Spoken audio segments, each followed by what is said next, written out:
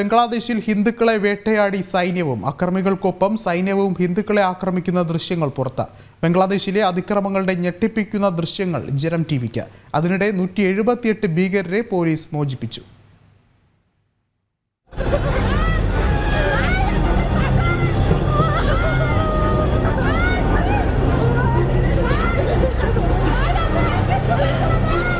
ബംഗ്ലാദേശിൽ നടക്കുന്നത് ഭരണകൂട ഭീകരതയെന്ന് അടിവരയിടുന്ന ദൃശ്യങ്ങളാണിത്.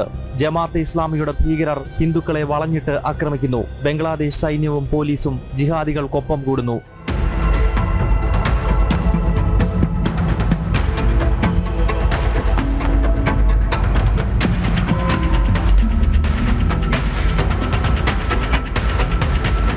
ഹിന്ദു ഭവനങ്ങളിൽ സൈന്യം നടത്തിയ അതിക്രമത്തിൽ ധാരാളം പേർ കൊല്ലപ്പെട്ടു. നിരവധി ഹിന്ദു ക്രിസ്ത്യൻ സ്ത്രീകളെ ബംഗ്ലാദേശ് പട്ടാളവും പോലീസും തട്ടിക്കൊണ്ടുപോയതായാണ് വിവരം.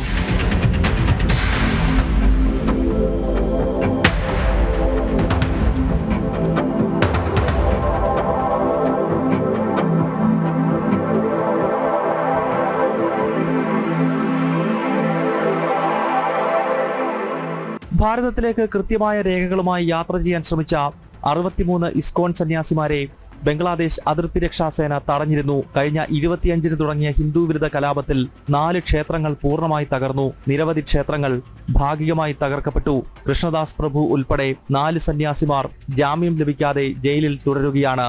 സർക്കാരും ജുഡീഷ്യറിയും സൈന്യവും ഭീകര സംഘടനകളും ചേർന്ന് നടത്തുന്ന വംശഹത്യയാണ് ബംഗ്ലാദേശിലേത്. അവിടുത്തെ ന്യൂനപക്ഷങ്ങളെ ഓർത്ത് ആശങ്കയിലാണ് ലോകം. ജനം, ഡൽഹി.